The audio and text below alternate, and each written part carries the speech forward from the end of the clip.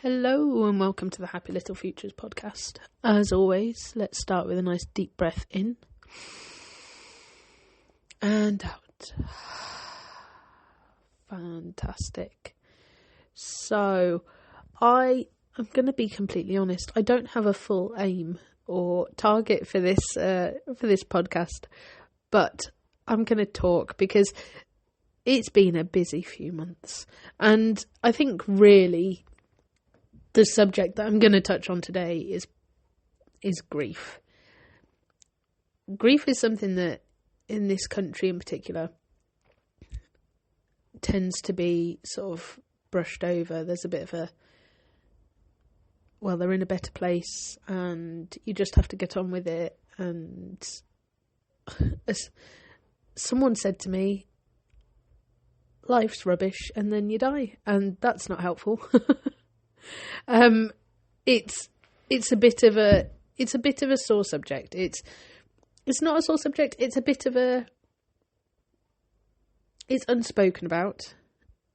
I think there is generally a tendency to just feel that you need to get on and push through. And in many ways, you do have to get on and push through. That's normal. However, that doesn't take away the pain. That doesn't stop it from hurting. That doesn't stop you from missing someone that you love. It doesn't stop you from grieving for something that could have been. It doesn't stop you from a lot of things. And that can really start to get you down. It's been a rocky year here. In many ways, we've lost a loved one who I was very close to, and considered as a sister, and that's been extremely hard. We've had a lot of sort of new beginnings with our littlest starting school and stuff like that too, and I also got diagnosed with ADHD, which is what I've previously spoken about. And in amongst all of this, I think there has been sort of layers upon layers of different types of grief. Sort of the obvious one with having lost someone very close to me, and the other ones with emotional grief, sort of new beginnings, not having that toddler era anymore, not being able to see the kids as much, with sort of things that could have been different in my childhood, that could have supported me more, things that maybe if they'd have been in place initially, if it had been recognised sooner, I might not have struggled with as much anxiety and sort of depression as I have done throughout my life. And that's a lot of different layers. So, how do you cope when grieving? I think that's a tricky subject, really, isn't it? That's a tricky one, and that's not something that I'm going to go into properly because I'm not a grief counsellor. I'm not a specialist on grief. I'm someone that's living with grief. And I think that sort of reframe of living with grief is something that I want to talk about. Because the more I've had conversations over the past few months, the more I have come to find other people with similar approaches to grief, the more I've sort of spoken to friends who run grief groups. I have spoken to people who live with grief, who have sort of lost people recently, people who have lost when they were younger, and I feel that in general there is a conception that there is a misconception, maybe is a better way of putting it, that the way to stop grieving is to just get over having lost someone, get over having not have had the lived experiences you could have had, get over lots of different things. And as I've spoken to friends and people and sort of been on my own journey, I've started to come to the conclusion that actually, for myself, and this is a very personal thing, this is a subject that is obviously a little bit tricky to navigate with some people, because there's cultural differences, there's sort of lived experience differences and things like that. But for myself, I have started to learn that for me, actually, it's not about getting over the death of a loved one. It's not about getting over that loss of what could have been. It's not about getting over sort of the changes in life situation and the fact that my kids aren't around right now and it's the middle of the day. It's not about all of that. What it is about, for me personally, is about becoming friends with that grief. It's about learning to live alongside that grief. And it has weighed very, very heavy this year. It has made it extremely hard to focus, to concentrate, to sort of like reground in a moment and things like that. More so than normal. And I think, first and foremost, if you are grieving right now, I'm sorry. And you're doing everything you can. Like, don't push yourself. Having that ability to be mindful, having those skills that we've previously discussed sort of built up in the background has really, really helped me to rationalise with myself when I am struggling, to mitigate the negative self-talk, to turn a moment round from, oh, why haven't I done that, blah, blah, blah, to this is hard. It's okay that it's hard. Let's take a deep breath, have a cup of tea, and move forwards at a pace that's going to work. And that, building in that mindfulness practice, building in that sort of, that self-awareness makes a big difference. So I'm just going to take a moment now just to thank our sponsor, Rowan Fox. So Rowan Fox Clothing is a fantastic sustainable clothing brand, and it's full of all sorts of wonderful wildlife inspired drawings and pictures. And if you head to rowanfox.com, you can see their full range of clothing and mugs and all sorts, and they make the perfect Christmas present. So definitely go and check out that. So the day after I lost one of my close friends, I had to go and do a sound bath. And I was in two minds. It was my big first year celebration sound bath, and I was in two minds as to whether to go or not.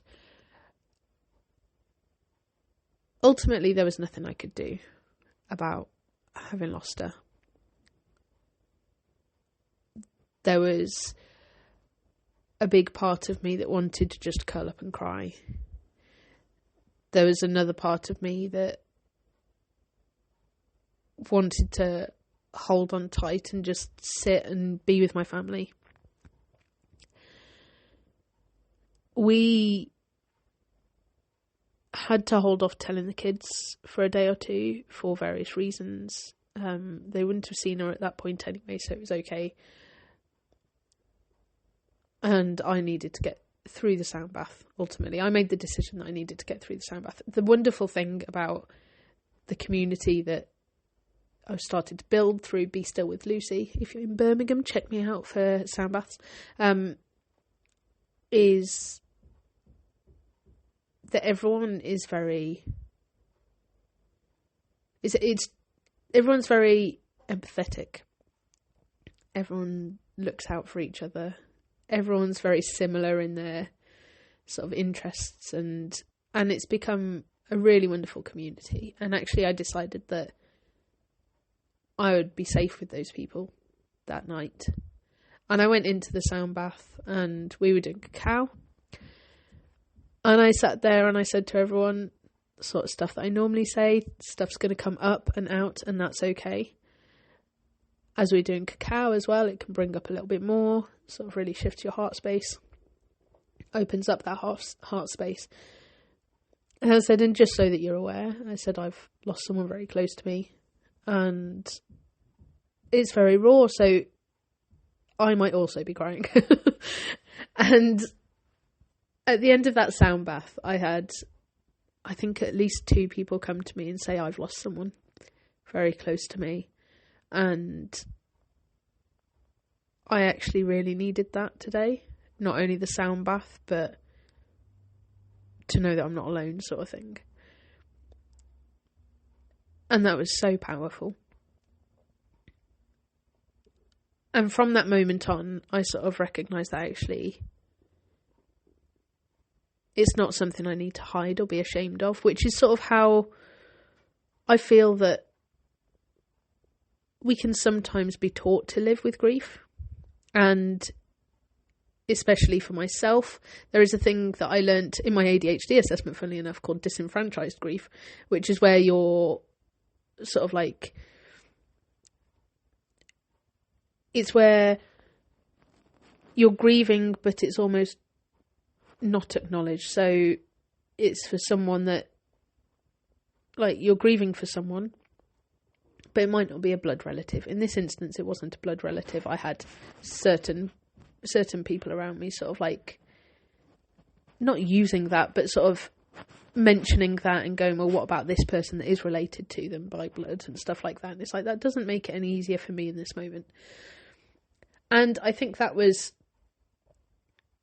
I think to have other people around you and to realise that actually it's okay to feel grief. It's okay to struggle and need support and want to talk about it and just need a hug. That was a big realisation, and that happened that night at that sound bath. And I mean, we're talking like 4 or 5 months before I found out about disenfranchised grief, which I've struggled with my whole life, it turns out. But that was a big thing. And from that moment on, I sort of tried to hold that a bit closer. And like I said, that mindful awareness from then on of actually, yeah, I'm not alone in this. People do struggle with grief. Grief is a big thing. And it's not something that you can just click your fingers and get over with. Just like depression, it takes time. And you're not necessarily going to get over it. But you will learn to live with it. And as the months have gone by, learning to live with that moment of really missing her, and then recognising that I can still talk to her. I can still sit and remember those happy memories fondly and be thankful for that time that we had together. That's a big thing. And I think that is something that shift in mindset has really created, is the ability, when things are feeling heavy, to sit back, take a breath and go, this is a reminder that you loved someone. This is a reminder that you've had those lovely times and it's fantastic. And it's okay that it hurts, because it will hurt, because there aren't any more happy times with that person to come, but we can sit back and remember. And navigating grief with children has been extremely difficult as well. And our youngest in particular is really still struggling with this concept and talks about it daily. the concept of sort of death and stuff like that. And that can be very heavy as a parent. So again, taking that deep breath and recognising with her that, yes, I know it hurts.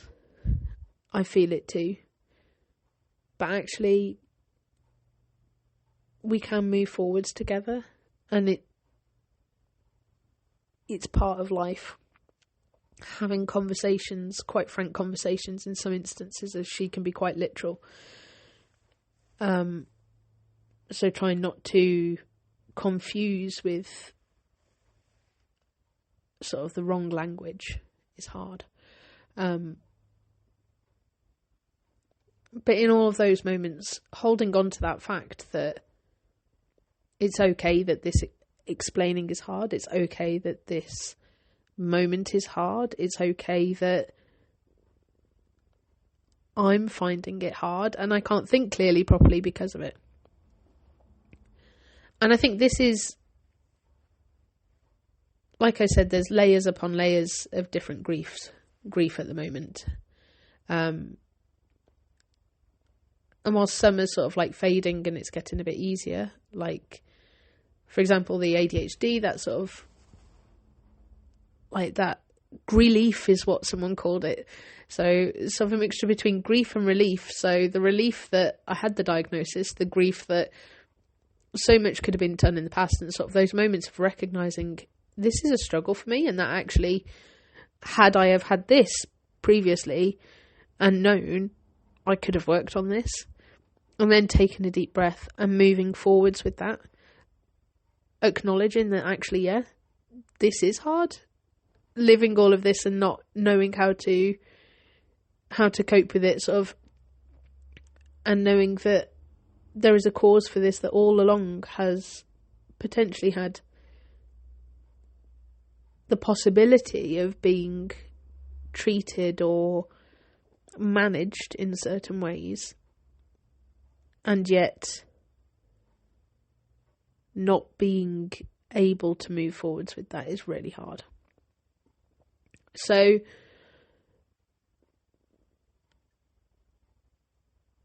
yeah, again, that sort of mindful awareness that, yeah, it's okay that you're feeling this right now. It's okay that this feels hard. That self-talk of almost parenting myself. And that is an ability that I have developed through both mindfulness, meditation, and through counselling. That makes a massive difference. And as a parent, I had a lovely conversation with someone recently. As a parent, there are moments all the way through of sort of gradual loss of our children. The gradual disconnect from them being within our body, in our womb, if you're someone that can carry babies,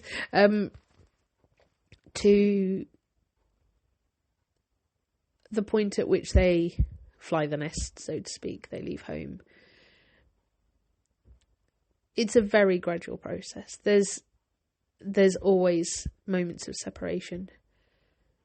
The moment of separation of body to arms, initially with childbirth, and then they need you less after that sort of 4th trimester. And then they start to walk away, and then it's hard because they don't want you to walk away, and like all these different things. And then they start going to nursery and they start going to school, and it's a very gradual separation. And it's normal for those hard feelings to come up in those moments, through all of those moments, through that moment where your baby suddenly just tells you what you need, what they need, rather than sitting there and you're having to sort of like use your mother's intuition. They suddenly become an independent person in many ways. To that moment where you drop them off on their first day of school and they don't look back, and they just walk in, and you're just left standing there wondering what you're meant to do with yourself right now. Whether they've been at nursery for however long or not, it doesn't get much easier. And that brings with it grief. If you've been working and they have been at nursery all that time, you might find that you're grieving for time that you could have spent with them. If you've been at home, and like I've been fortunate enough to be self-employed all this time, so I have been, you might be grieving for that time that you're not going to have anymore. And in those moments, again, it's really, really hard, and it can lay really heavy. And it's all part of the process. And so learning to take that deep breath, remind yourself of a good time. If I'm struggling, I think back to playgroup, I think back to things like that. So I did have good times with them. I haven't wasted the time, because there's that self-talk of, I wasted it, I should have done more with them, blah, blah, blah. I haven't wasted the time. You did good. You did what you had to. And that's okay. This is part of their journey, part of your journey. That mindful awareness of where your mind is going. That mindful awareness of how you talk to yourself in those moments is extremely powerful. And ultimately, with meditation and mindfulness, that's what we're practicing. That's what we're practicing when we are sitting in silence and noticing our thoughts and letting them go and bringing our attention back to the anchor.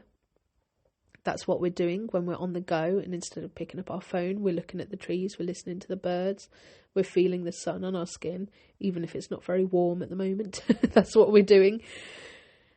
Those moments are what help us to manage, help us to talk kinder to ourselves, help us to notice more readily those thoughts and feelings and where you're at.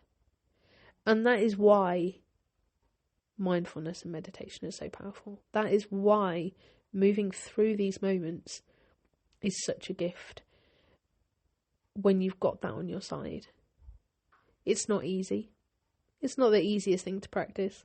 As a parent that's sort of like, my husband's away at the moment a lot, and trying to find moments is extremely difficult. However, today I've had a rough week. That awareness that I'm talking myself down for things that I have or haven't done, I'm judging myself on my parenting, I'm that awareness that I'm struggling because it's coming up to Christmas, and there's not only the overwhelm of Christmas, but that deeper sense of loss of people, that anxiety over people who are currently ill within our family, and whether this could be a last Christmas with them, all of that sort of stuff. It all bubbles to the surface. However, I recognised where my brain was going. Instead of rushing in, and I also booked yoga this morning, got to yoga a couple of minutes late because of the traffic, but I was like, it's fine, I've booked on. And then the person said, you can't come in because there's too many people, because they'd let more people in than should have been. I walked out and burst into tears. It's one of those weeks. And in that moment, I was like, what do I need? I was like, actually, today, what I need is just time. I need to slow down. I was going to go and see my grandma, but emotionally, I feel that is a lot. She's currently in a home and struggling with dementia.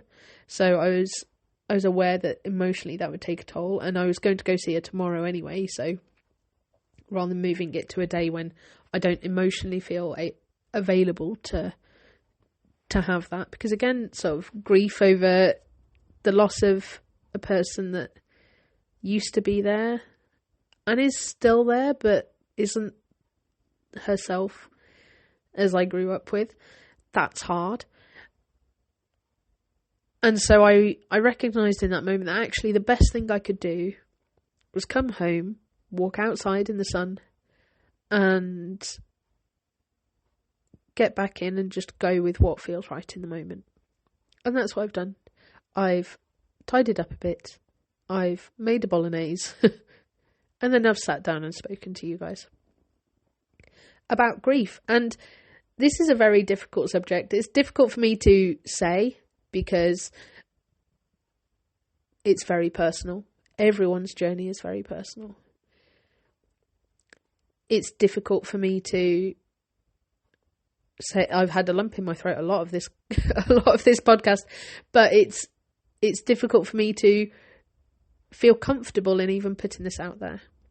And I'm not putting it out there to teach other people how to manage their grief. I'm not putting it out there to tell people that they're wrong in the way that they're dealing with it. I'm putting it out there to empathise, to let you know that even I, as a meditation and mindfulness coach, helping people to manage their emotions, struggle with my emotions, struggle with those deeper feelings. And part of the reason you haven't heard from me for a few weeks is because I've been navigating that.